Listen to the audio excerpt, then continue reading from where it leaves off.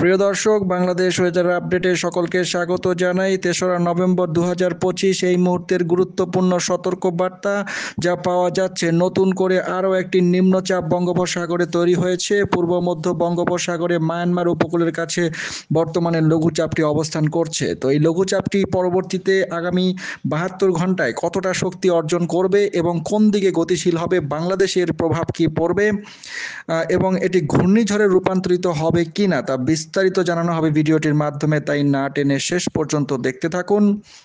নতুন হলে চ্যানেলটিকে অবশ্যই সাবস্ক্রাইব করে রেখে দিন প্রতিদিন নিয়মিত এরকম খবর পাওয়ার জন্য।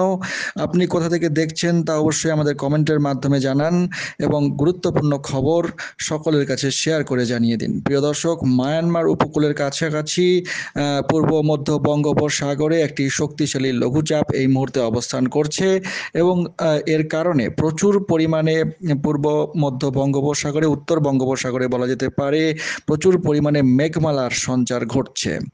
মেঘমালা যা দেখা যাচ্ছে দেশের ওপরে কিছুটা, বাংলাদেশের ওপরে অর্থাৎ চট্টগ্রাম বিভাগে মূলত কিছুটা এসে পৌঁছাচ্ছে। এই মেঘমালার যা পরিমাণ দেখা যাচ্ছে এবং পরিস্থিতি যা দেখা যাচ্ছে, বৃষ্টিপাত কিন্তু আগামী ৭২ ঘন্টার মধ্যে বিশেষ করে চট্টগ্রাম, সিলেট এবং বরিশাল বিভাগে মারাত্মকভাবে হতে পারে। পূর্বাভাস মানচিত্র থেকে সরাসরি আমরা দেখে নেব এর কি পরিস্থিতি হতে পারে। তো আজ ৩রা নভেম্বর সকালের মধ্যে দেখা যাচ্ছে, এখন ভোর ৪টা। তো এই সময় দেখা যাচ্ছে এই লঘুচাপটি মায়ানমার উপকূলের কাছাকাছি স্থলভাগ এবং সামুদ্রিক যে অঞ্চল তার মধ্যেই অবস্থান করছে, ইয়াঙ্গনের কাছাকাছি। এবং এটি পরবর্তী সময়ে আজ সারাদিনে কিছুটা শক্তি বৃদ্ধি করে স্থলভাগে পৌঁছে যাবে, মায়ানমারে ঢুকে যাবে। তো তার পরবর্তী সময়ে এটি কিন্তু দিক পরিবর্তন করবে এবং পুনরায় উত্তর বঙ্গোপসাগরে এসে পৌঁছানোর সম্ভাবনা রয়েছে। পূর্বাভাস থেকে আপাতত এটাই জানা যাচ্ছে ইউরোপিয়ান ওয়েদার মডেল মানচিত্র থেকে। আজ ৩রা নভেম্বর মোটামুটি দুপুরের পর থেকে দেখা যাচ্ছে এটি মায়ানমারে প্রবেশ করে যাচ্ছে এবং তারপরে বিকেল থেকে সন্ধ্যার মধ্যে শক্তি কিছুটা কমবে। তবে তার পরবর্তী সময়ে আগামীকাল ৪ঠা নভেম্বর কিছুটা এর শক্তি আরও বৃদ্ধি পাবে এবং এটি সামুদ্রিক যে জলভাগে এসে পৌঁছাবে। এবং ৪ তারিখ বিকেল থেকে দেখা যাচ্ছে চট্টগ্রাম বিভাগে এর যথেষ্ট প্রভাব পড়বে এবং এদিকে নাইখনচারি, মহেশখালী, টেকনাফ, চাকারিয়া এবং কিছুটা চট্টগ্রাম এবং তার আশেপাশে থানচি, রোয়াঞ্চড়ি এই সমস্ত জায়গাতেও হালকা মাঝারি বৃষ্টিপাত হওয়ার সম্ভাবনা ৪ তারিখ থেকেই দেখা যাচ্ছে রয়েছে। পরবর্তী সময়ে ৪ তারিখ রাতের দিকে চট্টগ্রাম বিভাগে মাঝারি থেকে ভারী বর্ষণের সম্ভাবনা অনেক জায়গায় রয়েছে। মহেশখালী, টেকনাফ এবং এদিকে কিছু জায়গা যেমন বাহারছড়া এবং সাবরাং, টেকনাফ এবং এইদিকে চান্দুং, নাইখনচারি, দোছারি, আলীকাদম এবং এদিকে কালাউজান, সাতকানিয়া, বান্দরবান, আলীকং, রাজস্থলী, বিলাইছড়ি, উত্তর দিকে চট্টগ্রামের উত্তর দিকে লাংডু, ভাসান্না, আদম এবং এদিকে দীঘিনালা এবং আইবাছড়া এই কয়েকটি জায়গায় হালকা মাঝারি বৃষ্টিপাত বজ্রসহ হওয়ার সম্ভাবনা রয়েছে। পরবর্তী সময়ে অর্থাৎ ৪ তারিখ রাতের দিকে দেখা যাচ্ছে লঘুচাপটি দিক পরিবর্তন করে সমুদ্রে এসে আবার নতুন করে শক্তি বৃদ্ধি করবে। সমুদ্র থেকে জলীয় বাষ্প সংগ্রহ করে শক্তি বৃদ্ধি করার সম্ভাবনা রয়েছে এবং ৫ তারিখ ভোরের মধ্যে দেখা যাচ্ছে এর শক্তি অনেকটাই বৃদ্ধি পাচ্ছে এবং ৫ তারিখ ভোরবেলার মধ্যে দেখা যাচ্ছে এটি পুনরায় সমুদ্রে এসে পৌঁছাচ্ছে এবং মহেশখালী, টেকনাফ, চট্টগ্রাম উপকূলের কাছাকাছি এটি অবস্থান করবে এবং তখনও এটি সুস্পষ্ট লঘুচাপ হিসেবে অবস্থান করবে বা নিম্নচাপে রূপান্তরিত হয়ে যাবে। ৫ তারিখ সকালের মধ্যে এর শক্তি আরও বৃদ্ধি পাচ্ছে এবং এর আশেপাশে মেঘমালার সঞ্চার ঘটবে প্রচুর পরিমাণে। বৃষ্টিপাতের সম্ভাবনায় চারিদিকে থাকবে। রেইন ব্যান্ড যথেষ্ট আকারে যথেষ্ট বড় দেখা যাচ্ছে এবং ৫ তারিখ ভোরবেলায় দেখা যাচ্ছে কিছু জায়গায় নাইখনচারি, মহেশখালী, টেকনাফ, এদিকে থানচি, রোয়াঞ্চড়ি, কুতুবদিয়া এবং এদিকে রাজস্থলী, রাঙামাটি, লাংডু এবং এদিকে হাতিয়া, সন্দ্বীপে বিশেষ করে হালকা মাঝারি বৃষ্টিপাত শুরু হয়ে যাবে ৫ তারিখ ভোর থেকে, ৪ তারিখ বিকেল এবং ৫ তারিখ ভোর থেকে। পরবর্তী সময়ে সন্দ্বীপে মাঝারি থেকে ভারী বৃষ্টির সম্ভাবনা 5 তারিখে রয়েছে দিনের বেলা। এছাড়া সম্পূর্ণ চট্টগ্রাম বিভাগেই মেঘলা আকাশ সহ ঝিরিঝিরি বৃষ্টিপাতের সম্ভাবনা থাকবে এবং মহেশখালী টেকনাফে ভারী বৃষ্টির সম্ভাবনা থাকছে। নাইখনচারি, এদিকে থানচি, চাকারিয়া, রোয়াঞ্চড়ি, রাজস্থলী, বিলাইছড়ি, রাঙামাটি, লাংডু, মানিকছড়ি, খাগড়াছড়ি এই কয়েকটি জায়গায় এবং সন্দ্বীপে কিছুটা বৃষ্টিপাত, মাঝারি থেকে ভারী বৃষ্টিপাত বিক্ষিপ্তভাবে শুরু হয়ে যাবে 5 তারিখ সকাল থেকেই। 5 তারিখ দিনের বেলায় এই লঘুচাপটির শক্তি আরও কিছুটা বৃদ্ধি পাবে এবং দুপুরের দিক থেকে সম্পূর্ণ চট্টগ্রাম বিভাগের বেশিরভাগ জেলাতেই হালকা মাঝারি বৃষ্টিপাত চলতে থাকবে এবং ঝোড়ো হাওয়া থাকার সম্ভাবনাও রয়েছে।